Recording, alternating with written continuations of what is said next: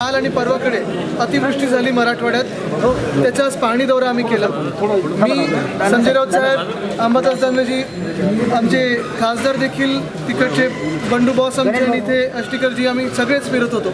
राहुल पाटील जिगरे, मी सगळे शेतावर गेलो, बांधावर गेलो.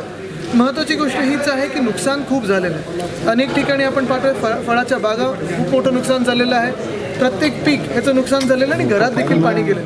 काही ठिकाणी तर शाळेचं देखील नुकसान झालेलं आहे. मला वाटतं सरकारने ज्याला अजून जाग आलेली नाही, जी राजवट आहे, अजूनही कार्यक्रमात व्यस्त आहे सरकार.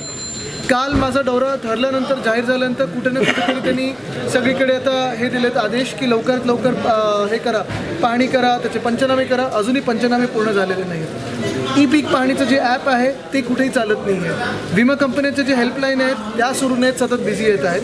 महत्त्वाची गोष्ट हीच आहे, आमची मागणी ही राहील की एकरी 50,000 ही मदत शेतकऱ्यांना झाली पाहिजे आणि ज्यांच्या बागा आहेत त्याला 1,00,000 तरी मदत झालीच पाहिजे. आदित्य साहेब, लाडकी बहीण विधान केलंय थोड्या वेळापूर्वी की पंचनामे होणार नाहीत, सरसकट देणार आहोत आम्ही. चला 24 तासात दिलं पाहिजे, कारण असं होतं की खूप वेळा घोषणा होतात पण पुढे काही होत नाही. आणि काही ठिकाणी आता पंचनामे सुरू झालेत, काही ठिकाणी आता कृषी मंत्रीच बोलतात की पंचनामे होणार नाहीत. त्यांनी धोरण काय ते सांगावं आणि किती तुम्ही देणार हे सांगावं. एकरी 50,000 तरी दिलेच पाहिजेत. आणि जसं मी सांगितलं, ज्यांच्या बागा आहेत त्यांना एकरी 1,00,000 तरी दिलंच पाहिजे. साहेब, लाडकी बहीण योजना ही चालू केली आहे राज्य सरकारने, पण त्याची वेबसाईट गेली 8 दिवसापासून बंद पडत आहे.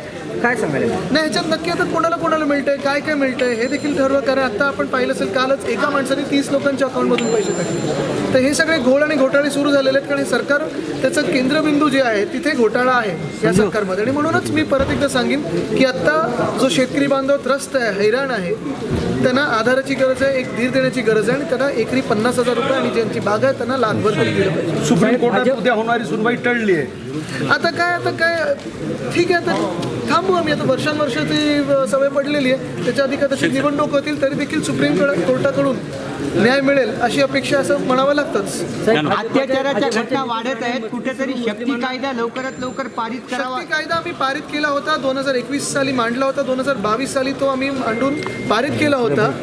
त्यावेळेचे जे भाजपाल होते, भाजपाल म्हणजे भाजपचे राज्यपाल, त्यांनी राष्ट्रपती महोदयांकडे पाठवला. मध्यंतरीच्या काळात आमच्या खासदारांनी देखील राष्ट्रपती महोदयांना पत्र लिहिलेलं आहे की शक्ती कायदा पारित व्हावा लवकर.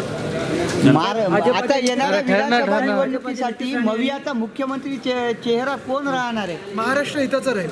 साहेब, भाजपाच्या नेतृत्वाने यांनी मशिदीत शिरून मुस्लिमांना मारण्याची धमकी दिली आणि भाजपाचे हाजी अराफत यांनी राणेंना आव्हान दिले. काय सांगा? मला वाटतं हे आपण पाहताय, जसं निवडणुका जवळ येतील, मी आधीच सांगितलेलं आहे, भाजप पूर्णपणे निवडणुका जेव्हा हरायला येतं तेव्हा हिंदू मुस्लिम हे वाद निर्माण करतात, मग हिंदूंमध्ये जातींमध्ये वाद निर्माण करतात, मग शेवटचं काळ त्यांचं इंडिया वर्सेस पाकिस्तान असतं. ह्याच्या पुढे भाजपची विचारधारा नाही आहे, ह्याच्या पुढे भाजपला विचार करता नाही, देश हिताचं किंवा जनतेच्या हिताचं काही बोलू शकत नाही. हे सगळं सेटिंगचं राजकारणात आहे. मला वाटतं महाराष्ट्राला बळी पडणार नाही. महाराष्ट्रात वाढत आहेत. विधायक है संदीप दुर्वे, वो गौतम पाटिल के साथ डांस करते हुए नजर आए, क्या बताते? अभी क्या कहूँ उस पर मैं, आप कहिए कुछ उस पर. साहेब, अत्याचाराच्या घटना या वाढत आहेत.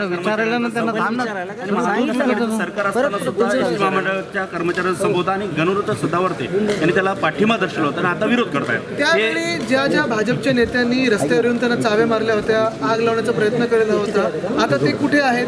तीच भाजप आज कुठे आहे? आज आमचे चाकरमान्यांना त्रास होतोय कोकणात जात असताना.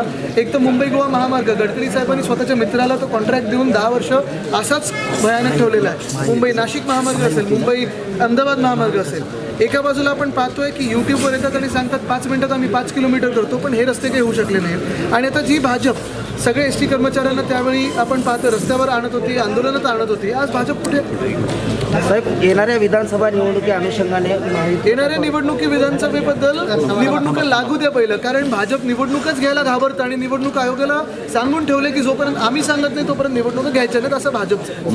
सदावर्ते ज्या पद्धतीनं सदावर्ते एकेरी भाषेमध्ये सर्वांचा उल्लेख करतात आणि कुणाचाही ते मान ठेवत नाहीत. नाही, काही लोकांवर बोलत नाही, त्यांचं अपब्रिंगिंग असतं, ते घरातले संस्कार असतात, ते त्याच्यावर त्या लोकांवर बोलणं गरजेचं नसतं. महाराष्ट्राच्या गृहमंत्र्याची कामगिरी कशी आहे साहेब? कसं वाटतं? गृहमंत्री आहेत तरी कोण, जरा विचारा. कारण दिसत नाही राज्यातली कायदा सुव्यवस्थेची परिस्थिती आपल्याला माहिती. एक मिनिट. एबीपी माझा, उघडा डोळे बघा नीट.